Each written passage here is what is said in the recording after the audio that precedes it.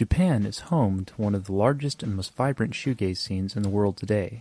Ask any shoegaze fan for recommendations and you're sure to get recommended more than a few Japanese bands. Bands like Kinoko Tokoko have even gone on to become some of the genre's most popular. But it wasn't always this way. In the late 80s and early 90s, while shoegaze was hitting its peak in the UK, it remained virtually unheard of in Japan. One band, however, was ahead of the curve and would become one of Japan's first ever shoegaze bands. Their name was Paint and Watercolour. They were formed in around 1989 and they came from the mid-sized city of Niigata in northern Japan. They initially consisted of Masato Nunakawa on vocals and rhythm guitar, Manabu Shimizu on bass, Shigemi Sakyo on drums, and Kenichi Sekiguchi on lead guitar. I couldn't find much information on how or why they formed, but from what I can gather, they used to hang out around an import record store in Niigata, which I believe was called Rise Records, and they eventually developed an interest in various Western and post-punk bands before eventually deciding to form a band themselves. In the early days of the band, they would be heavily influenced by bands like The Smiths and Echo and the Bunnymen. On stage, Masato would even go as far as to kind of mimic a lot of Morrissey's signature dance moves. They would also make the choice to sing exclusively in English, which might have something to do with them being heavily influenced by Western music. But either way, in 1990, while they were still playing this jangly Smiths-influenced indie pop, they would make their debut with a 3-track EP called In These Things. It was released on a record label called Rise Records, which curiously enough was the only album ever released on Rise Records. Shortly after this, the band would undergo quite a few changes. In the back half of 1990 and the early parts of 1991, the band would make a series of TV appearances, and they would look and sound completely different than they had just a few months prior. Masato would no longer be doing his fancy Morrissey dance moves, and the band would no longer be dressing in bright, eccentric 80s-looking stage clothes. Their stage presence would start to look much more similar to that of the shoegaze bands coming out of the UK at the time. Their music would also change significantly. Instead of being bright and jangly, they would become a little heavier. They would start using more distortion, and they would start utilizing a lot more guitar effects than they had previously. And in 1991, they would sign to Oddjaw Records and release their second EP, which was called Flow. This was a 6-track EP, and this is really where you start to see the first signs of shoegaze creep into their music. I think the best example of this is found on the track Tower, which is the closer for the album. It's a really long, effects-heavy type of song, and I really think it's the perfect measuring stick for where the band was at the time. They hadn't quite fully figured out the shoegazing thing, but you could tell that they were right on the cusp of it, and that with a little more refining, they were about to completely overhaul their sound and really tap into something new and unheard of.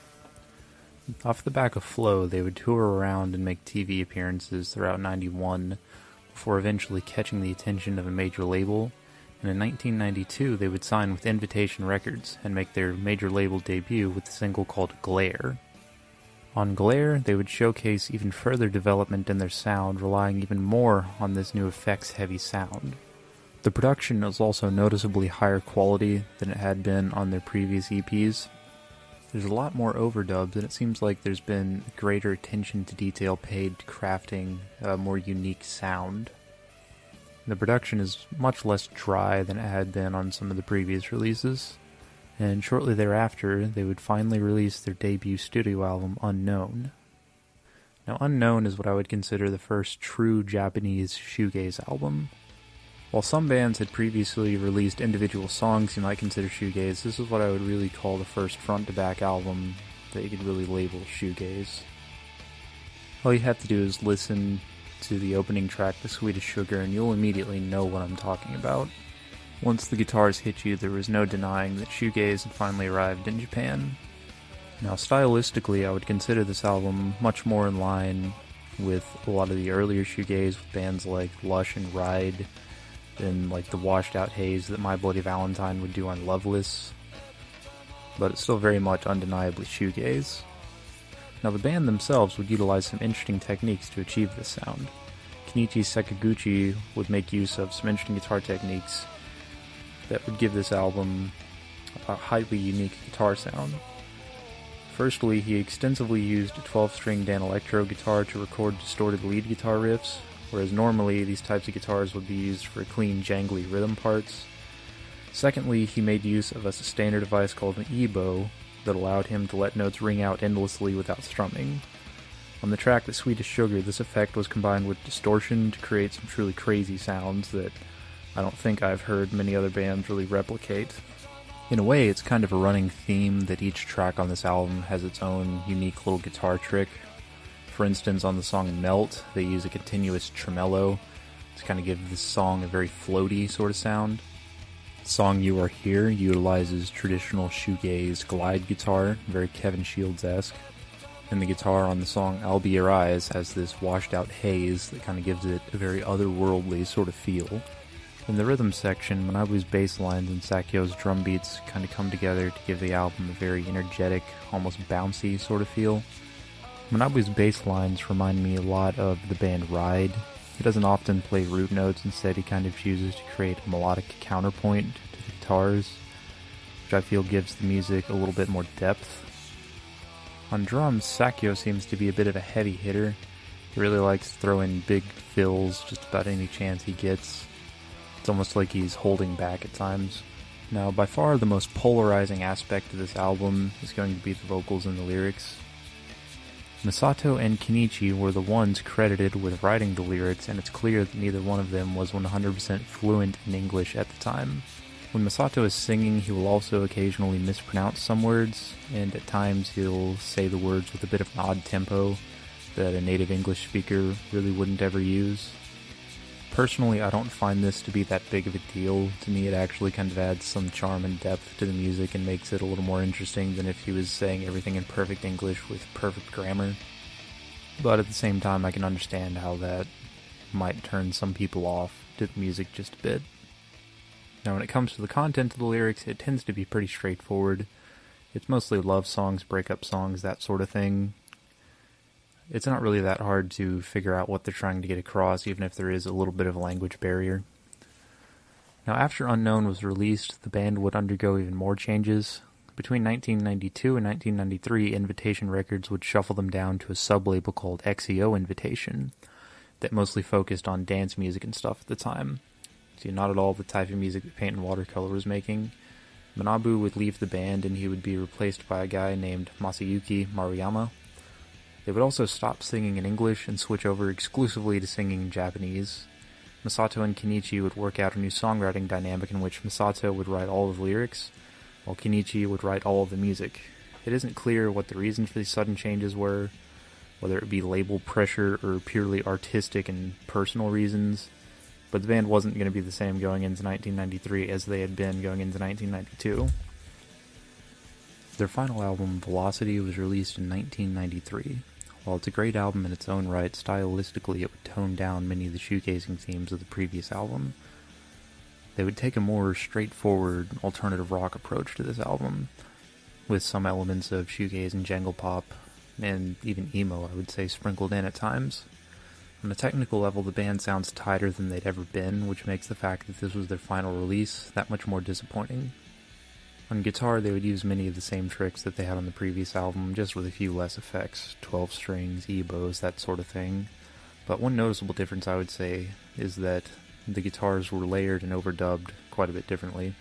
Rather than having a single lead and rhythm part, at times the song will have 3 or more unique guitar lines all acting as counterpoint to one another, with parts being faded in, faded out at various points to add emphasis to certain parts of the songs. One thing that's noticeably missing on this album is that light, bouncy sort of interplay you had with the bass and drums. That was a big part of their sound originally, and it's not really present here. With Manabu gone, the bass has been turned down significantly in the mix, and at times it can be a bit hard to hear. Sometimes it just follows the guitar lines, and it just fades out, and you can't really hear much of it unless you're really listening for it. When you can hear it, Masayuki seems to be a perfectly capable bassist. He does come up with some interesting bass lines, like the bass pretty much carries the song popularity, and the bass lines on it are really good. But he has a much more mellow style. It doesn't have that same interplay that it did with the drumming. Lyrically, I'm not 100% certain what most of the songs are about, as I don't speak Japanese, and trying to translate lyrics is a bit difficult if you're not a native Japanese speaker. But from what I can gather from the rough translations I've been able to make, This album seems to have a lot of darker themes than the previous work. At various points there seem to be references to things like depression, exacerbation with society, failing to keep up with the expectations of others, loneliness, things like that. Just things that were not present in their other work quite as much. I suppose it could be speculated that because this was their last album, perhaps they kind of knew that the end was getting near, and that could have influenced some of these darker themes on the lyrics, but that's just purely my own speculation. Now, Velocity was their final album, but they weren't quite done as a band just yet.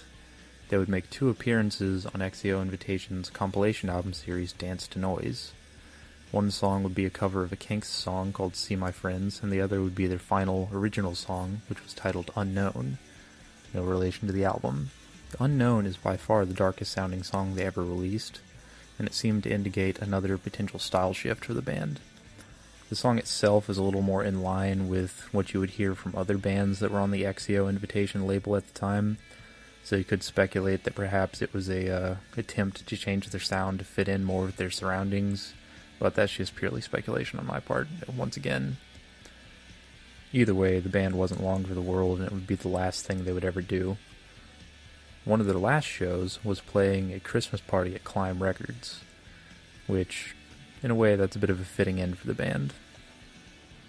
After breaking up, most of the band members seemed to have ended their music careers. Kenichi and Sakyo seem to still play music privately, but have never been credited on another album that I can find. Masato owns an import record store in Niigata called Bullet, and he seems to be doing really well for himself. Masayuki would go on to be credited with some session work here and there, but I can't find any trace of him ever joining another band. And Manabu has probably the most interesting story of all of them. After kicking around for the rest of the 90s doing God knows what, he would release a solo album in 2000 called Thank You Japan, which I can only describe as patriotic singer-songwriter coffee shop music. He would make many more of these singer-songwriter albums while also working as a model and occasionally being invited to high schools to talk about various topics such as music or Japanese history. He's also made appearances in TV shows, movies, and commercials as an actor, and he remains active on YouTube, occasionally posting slideshows of events and photo shoots that he's participated in, along with random performances of music, and just other random things. Seems to be living his best life, and, good luck to him. Anyways, as with a lot of bands that were ahead of their time, Paint and Watercolour has unfortunately been left to a bit of obscurity. But off the back of a lot of their work, other bands would come along and eventually create a thriving music scene. And for that, they can always be proud of themselves.